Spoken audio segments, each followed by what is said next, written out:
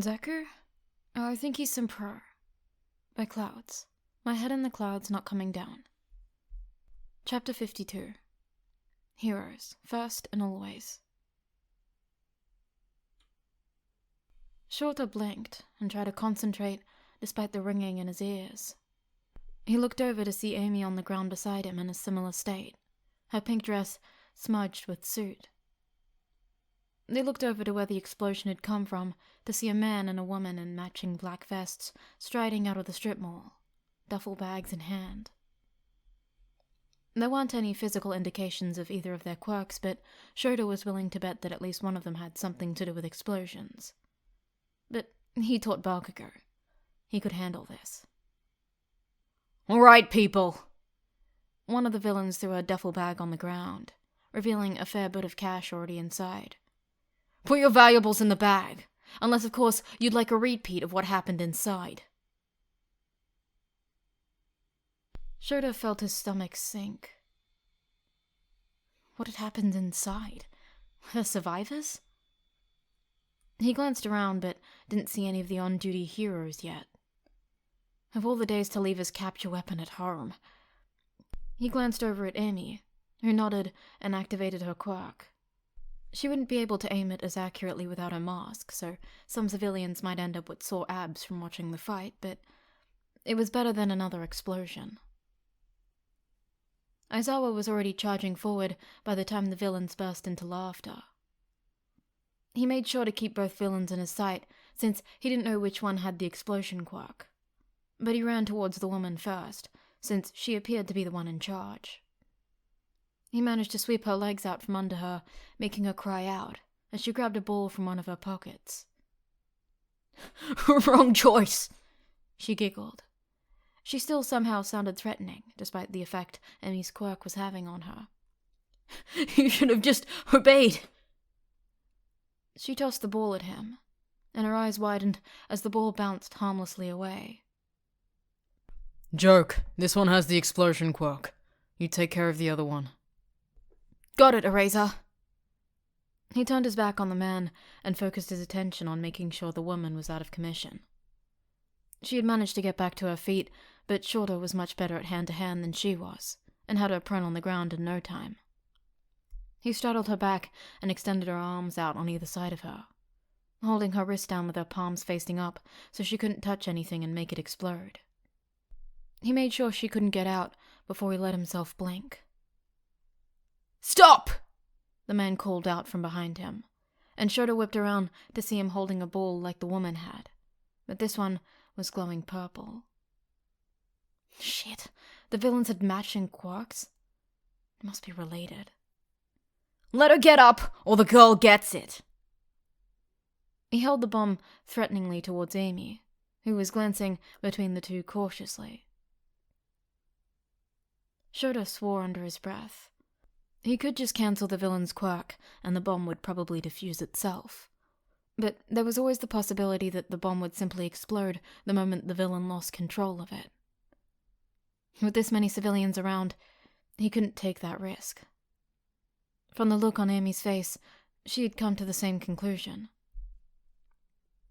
Shoto watched out of the corner of his eyes as Amy reached for something in the pockets of her dress, before glancing at him, then up at the sky. He glanced at the male villain one last time, before nodding and holding his hands up in surrender. "All right." The moment the villain relaxed even slightly, Amy ran forward and kicked the bomb out of his hands like it was a kickball, launching it skyward where it could detonate safely if it exploded.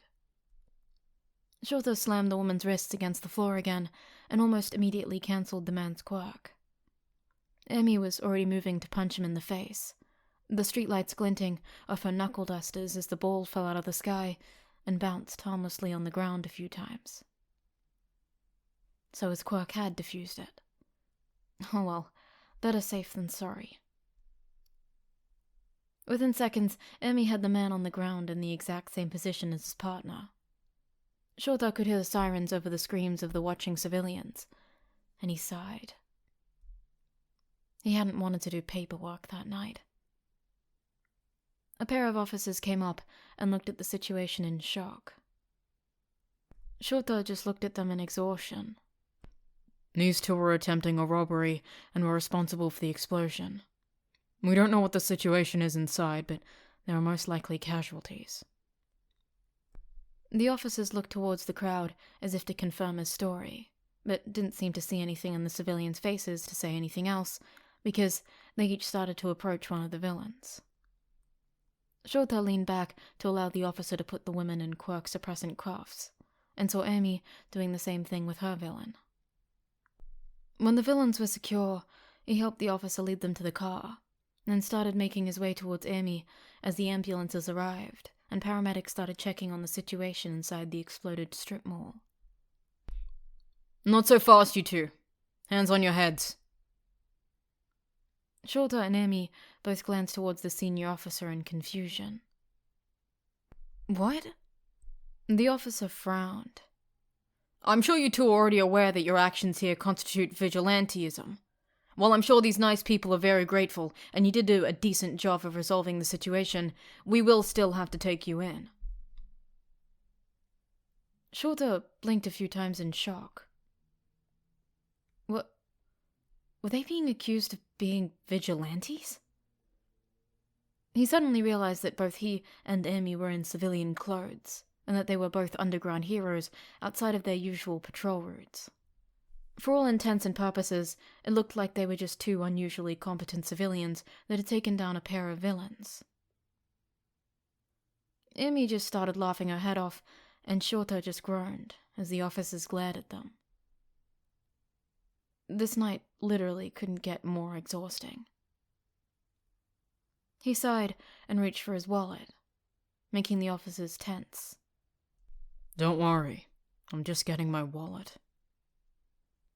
The officers didn't look any less suspicious, but Shota kept his movements slow and obvious, and they didn't make any move to attack him, so it seemed like that was as good as he was going to get. He flipped his wallet open and grabbed his hero license, then handed it over to the senior officer, who looked at it suspiciously, then glanced towards Amy. She have one too? Amy nodded and got out her license, then handed it to the other officer. The two glanced between the two licenses, then up at the two heroes. They didn't look any less suspicious. Well, a razorhead, the senior officer said contemptuously. I've never heard of you. How do I know this isn't just a fake? I don't know, his partner said slowly. Miss Joke sounds kind of familiar. Shota frowned. We're underground heroes? Still, the senior officer said, I think we'd better take you in until we can confirm your identities. Seriously? Shota scoffed. Just call Detective Sakauchi Matsudafu. He'll know it's us. The officer glanced over towards Amy, who nodded, and then pointed towards his partner, who did the same, before pulling out his phone. Hello? Yeah, can you patch me over to Sakauchi? The Matsudafu division. Yeah, I'll wait. He glanced over at them again, and Shota gave him a venomous glare, which made Amy laugh, and the officer turn away quickly. Hello? Is this Detective Sakauchi? No, there's not a problem. I just have two people here claiming to be heroes and was hoping you could verify that. Yes, Eraserhead and Miss Joke? Well, yes, they do appear to be dressed for a date. No, they resolved the incident without any collateral damage. Yes, I'll send the paperwork right over. The officer hung up and smiled sheepishly. It appears that everything is in order, Eraserhead, sir. Sakauchi requested that I send the paperwork to him so you can complete it after. He cleared his throat awkwardly. After your date. Congratulations. Shota glared at him again as Amy tried to hold back her laughter. Come on, Shota. These guys had the situation under control. Let's go home. Shota sighed, but let her drag him away. They're idiots. And we already missed our train, so there's no reason to rush. The reason to rush, Amy grinned, is that if we waited around for them to stick their feet in their mouths again, you were actually going to get arrested for assaulting an officer. Wouldn't you rather have someone calmer? Some normal guy with a good sense of humor that wouldn't have to run off and chase dangerous villains all the time? First of all, the look in her eyes was so determined that Shota had to resist the urge to take a step back. You do have a good sense of humor. It might practically be cryptid, but it exists. Second of all, I like you because you're a hero, Shota. If I was with any other guy back there, civilians could have gotten hurt. I don't want someone calm. I want someone who can fight alongside me. We're always going to be heroes first, but would you really have it any other way? He looked down at her in shock. Her eyes were practically glowing as she panted in the wake of her speech. He could just barely see the light blush on her cheeks in the dim light of sunset. Her face was still streaked with soot, and her hair was tangled and blowing in the evening breeze. He didn't think he'd ever seen anyone more beautiful. Slowly, he brought his hand up to cup her cheek, using his thumb to wipe away some of the soot, but he really only succeeded in smearing it. Her eyes widened as he smiled softly and leaned down. No, I wouldn't, he murmured. Then he kissed her.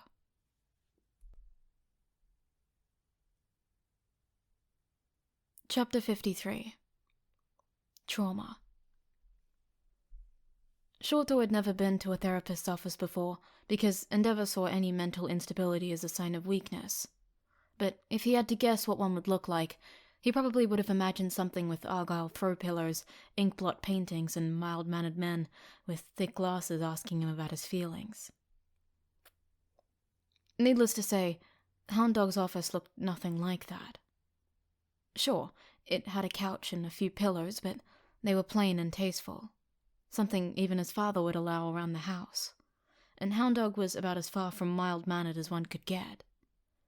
Which, of course, led to the question of why he'd become a therapist in the first place.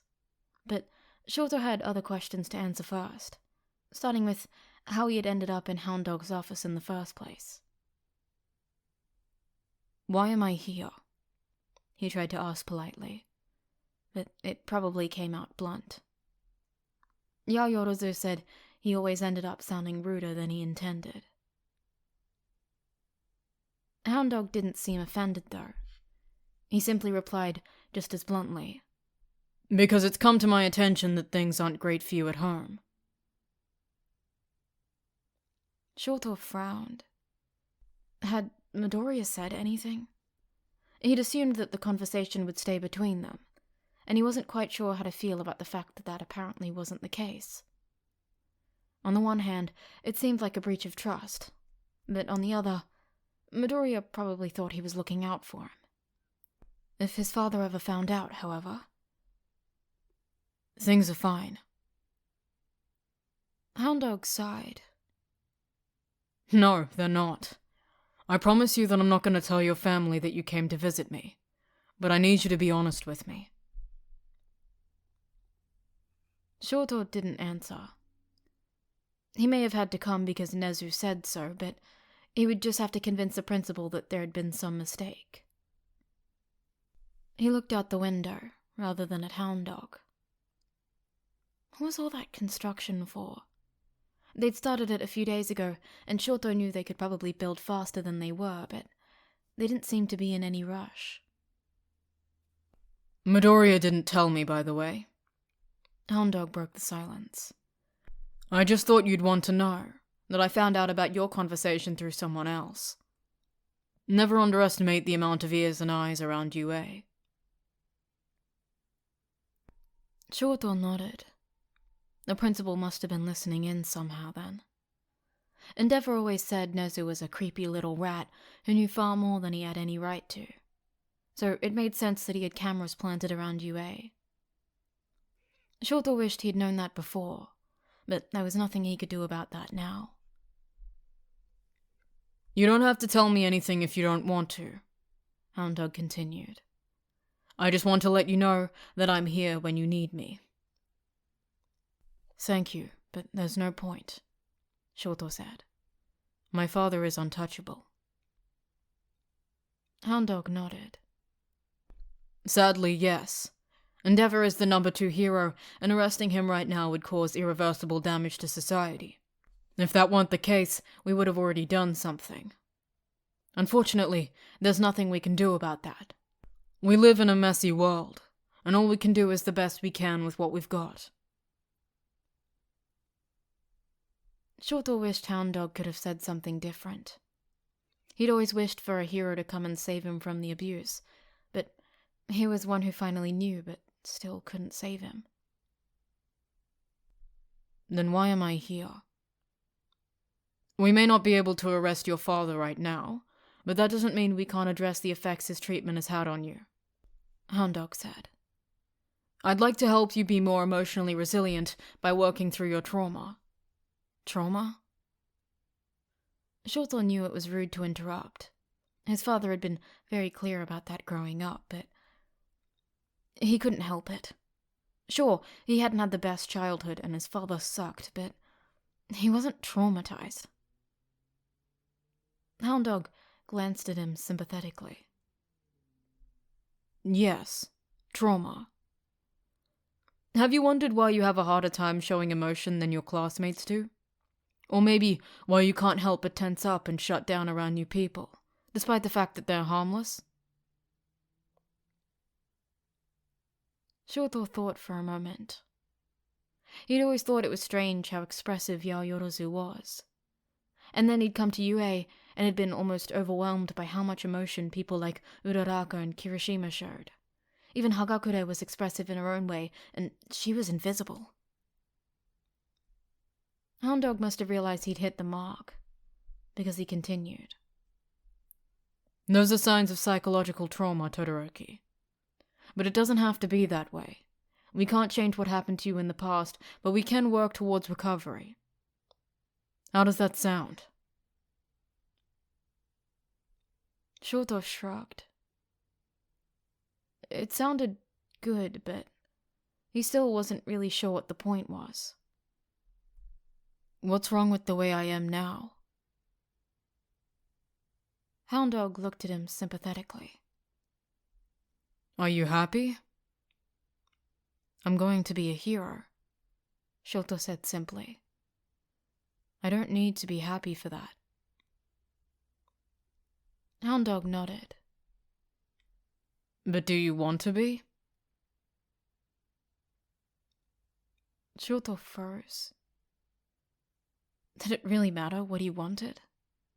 Endeavor had never really cared about what he wanted, so Shoto assumed no one ever would. After his mother was sent away, he'd almost stopped wanting things entirely, since there was no way he'd get what he wanted, and the emotion was just too painful to keep around. Sure, he refused to use his fire, but that was more about what he didn't want, which was to end up like his father. Was this what Hound Dog meant by emotional trauma? He stared out the window for another long moment. Did he want to be happy? He wanted to use his fire to be a good hero now. He wanted to save people. I want to be friends with Midoriya and the others, he said finally. I'm not sure I need to be happy to accomplish my goals, but they're good people and I want to understand them if nothing else. Hound Dog smiled. That's a good start, Todoroki. I'll help you do that. And you promise not to tell Endeavor? Shoto asked. He doesn't approve of friends. Cross my heart and hope to die, Hound Dog said. But speaking of your father, there's one last question I wanted to talk to you about before you leave. You signed up to go to Endeavor's agency for your internship. Why? I need to master fire, Shoto said. Father is the best at fire. I'll give you that, Hound Dog said slowly. But there are other flame users who haven't been abusing you your whole life. You could have chosen any one of them. I'm sure you got offers. Shoto nodded.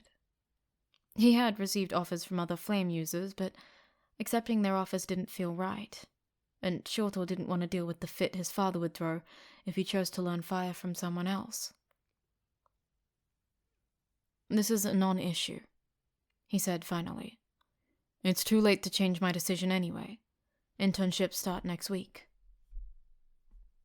We could pull some strings if we needed to, Hound Dog responded. And I'm sure Nezu could come up with an excuse that would appease even your father if you wanted to switch. Shoto thought for a moment. It was definitely tempting, but on the other hand, I want to stay. I need to master my fire side, and Endeavor's quirk is the most similar to mine. If I expect to be the best hero I can be, I can't hold myself back simply because I refuse to spend time with him. Hound Dog didn't necessarily look convinced, but he didn't protest. All right. But if he's too hard on you, or if you're ever in fear for your safety, call me. I'm here to help, even if you just need to talk, all right? Shoto nodded and stood. Hound Dog let him out, and Shoto made his way back towards the classroom for the rest of free period. Uraraka smiled at him as he came in, and Ida didn't even look up, too busy scolding Midoriya and Yaoyorozu, who were doing some experiment with her quirk, while Shinso watched with a bored expression. Shoto wasn't quite sure how to feel about everything yet, but he'd have to at least give therapy a chance.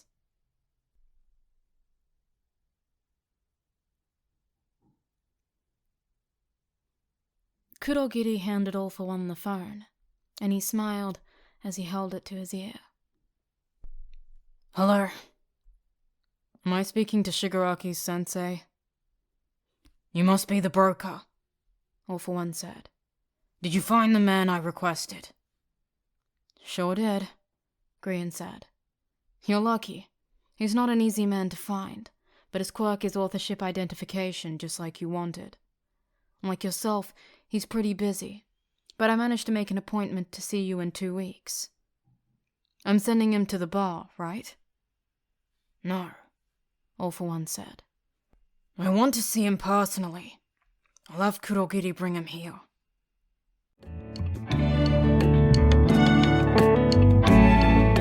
Hey, it's Mika.